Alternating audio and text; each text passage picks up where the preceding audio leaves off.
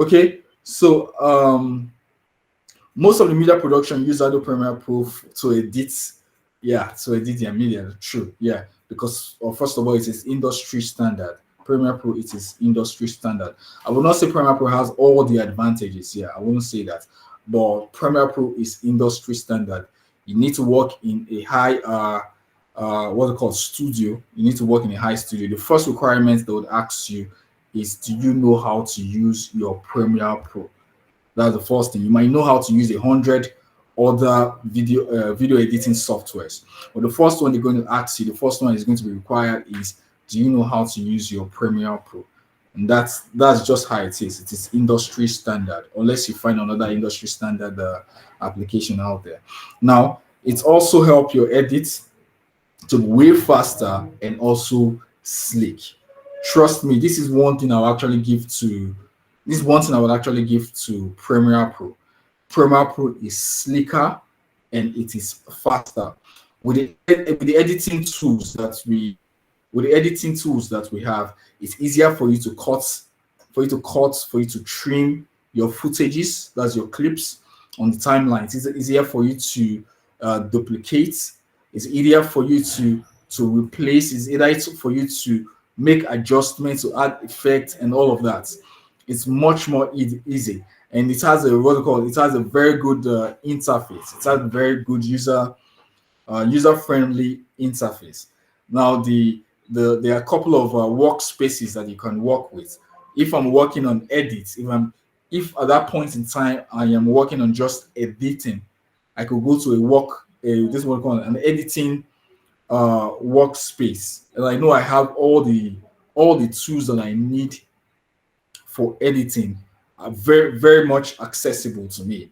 And same goes with my coloring. If I need to do my color grading, my color correction, I could just go to that workspace. It makes it very easy for me. I could go to a workspace for audio to do my audio modification. I could do that for graphics. So Premiere Pro has all these workspaces accessible for me, which makes it a very professional and very convenient application for me to use. Okay, it says that get professional results with great editing precision. Yes, there is that, and also benefits from a flexile connected workflow. Yeah, that was what I explained earlier. That's what I tried to explain earlier. The you have all the workspaces. What's it called? You have all the workspaces that are specific to what you are doing available to you. They are all right on the top bar of the application. You just go to your coloring, you go there for your color grading, for your color correction. It's accessible to you, audio, your graphics, and all of that. So it makes it much more flexible. All right, so the automatically updated sequencing settings to match your clips. Okay, we also have that. So let's go to the next one. Who uses your Premiere Pro? Okay. All right. So who use Premiere Pro? Hello, guys. Can you hear me? Yes, we can hear you. Okay. All right. Who uses Premiere Pro? Film editors and the video edit, the post production professionals. Yeah, they use the Premiere Pro. Motion graphic designers and visual effect artists, and the photographers shooting videos. They also use what's it called Premiere Pro. Definitely. Now we have After Effects, right? Which is also a product of Adobe. Is an Adobe product, but a lot of people find it more convenient to use. Like I, for one, found it more convenient to use After Effects in my early days of editing videos. I found it more easier, and most times I think what the question most people ask is, what's now the difference between After Effects and Premiere Pro? By the time you start using these applications, I think you have a clear understanding of what I'm seeing right now. Now, Premiere Pro has um, a very convenient timeline. Very convenient timeline. This is in comparison to After Effects, which is also another compositing software. Unlike Premiere After Effects, where you have to stack up footages on your timeline. So if you have one footage, you put and you bring in another footage, it comes on top. It comes on top of that the next footage, and then you just keep building on the layers on After Effects timeline, and that's how it happens in most of other applications too. But in Premiere Pro, you have that convenience of having all these clips, all these footages. You can have them on just one timeline. You can have them joined on just one timeline, which is actually very cool. Although when it comes to motion graphics, motion graphics, After Effects actually beats Premiere Pro when it comes to motion graphics, yes. But however, Premiere Pro is a compositing software. I think that's that we have to understand. Premiere Pro is a compositing software. In other words, whatever you do on After Effects, Photoshop, the best place to actually bring all of that together, all of your production together, is in Premiere Pro. That is why it's called a compositing software. So you have productions done in After Effects, you have productions done in Adobe Anime, you have productions done in what's called in Photoshop. The best place to actually bring all of this content together, all of this work jobs together to make it into one is in Premiere Pro. And that's actually one of the best. That's the reason why it's actually called a compositing software, and it beats After Effects in this regard. So as we have it on the slide, photographers or shooting videos actually also use it because it is easier. It is easier to use. Cut, join, trim, and then with the extra transitions and the text and all of that. Okay, yeah. So how Adobe Premiere Pro works. Now, Adobe Premiere Pro, as we mentioned before, is an industry standard for video editing today.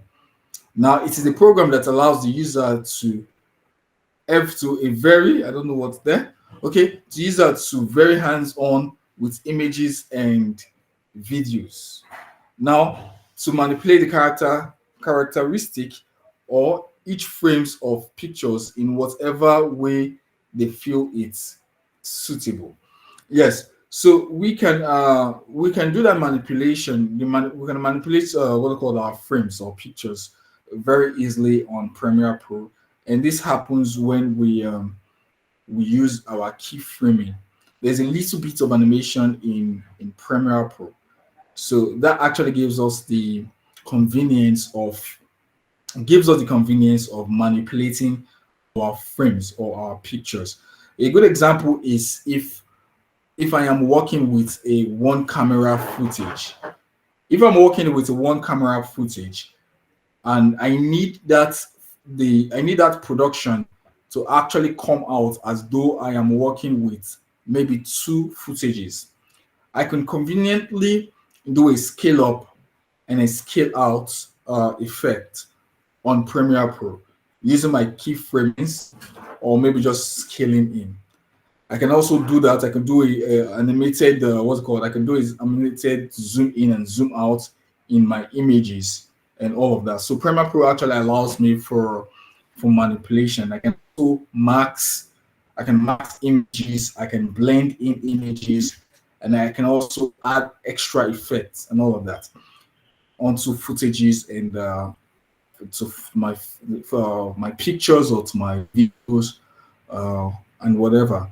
So Adobe Premiere Pro added a compressed tool that allows anyone to be able to design and create as they see fit. Yeah, so there are also compressing tools that are in what's it called in Premiere Pro, which makes it very convenient for you. So here we go.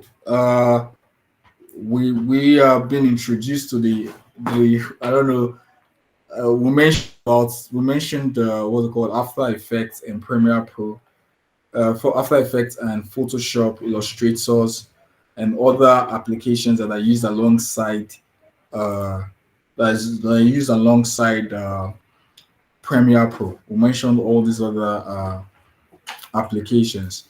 Now, After Effects, as I talk, is also another very very powerful software. Is also a very very powerful another very very powerful software. So but there, although there is a there's a difference, or there's an Premiere Pro is actually an upgrade when it comes to compositing compared to After Effects and all that. But After Effects is actually needed if you are a video, if you need to be a complete video editor. After Effects is actually very very much needed, especially when it comes to adding effects or creating effects from scratch. Premiere Pro may not be able to do many of this, but After Effects may be able to do this. Now, because Premiere Pro is a compositing software, it is used basically to add up whatever it is done in these other applications. If, for instance, I need to um, create an Iron Man suit or the Iron Man movie, for instance, now the effect of actually adding those visual effects of having the suits come into his body, or let's say for instance Iron Man's HUD, of how his suit shows him this futuristic visualization of what's it called of basically his suit interface. I don't know if any of you, if you guys have seen the Iron Man movie, you know how his HUD works. Now that effect is not done in Premiere Pro. That effect is actually done in After Effects. It is done in After Effects. All those extra effects are created from scratch from After Effects. They're all created from scratch from After Effects. So it is necessary that you understand how this is done. Now, some of you would believe that, okay, because I am a video editor, because I know how to use Premiere Pro as a video editor, therefore I should be able to conjure this effect directly from Premiere Pro. But no, it doesn't work that way. And that's why we actually call it a workflow integration. To you need these other applications to actually create a good movie, video, or documentary effect. You need these other applications, and so much also to Photoshop. You cannot design a you can't edit a perfectly made picture on Premiere Pro. You cannot easily remove backgrounds on Premiere Pro. Of course, you can remove backgrounds. You can remove the backgrounds of images on Premiere Pro. Yes, but that's going to take a lot of time. It's going to take a lot of effort. It's more or less like drinking Gary with fork when you can drink Gary with your spoon So it's going to take a lot of effort. So that's one of the reasons why it is important, or it is cool that we know how to use these other applications like After Effects and Photoshop and also Illustrator. I think one of the things that not just Illustrator, there are a couple of other ones. The Adobe Auditor. You also need to know how to use your Adobe Auditor and all of that. That's for editing your audios and all of that. It is very important. So one of the things I actually considered, although not necessary, because it is only in this part of the country where one individual, one creative is expected to know everything. Over there, you're expected to specialize. If you're a video editor using Premiere Pro, you should be very, very good at using Premiere Pro. You can get a job or work in a studio where all you just need to do is to work as a video editor on Premiere Pro. But in this part of the world where we are, you're expected to, if not perfectly, you're expected to at least have good enough experience of the other applications. Now, this depends though. This depends on if you need to be like a big time editor. I, for one, before I started, I actually considered these things, because if I get a project, if I get a project, I don't want to have to go to somebody who knows how to use After Effects to create an effect for me for my project.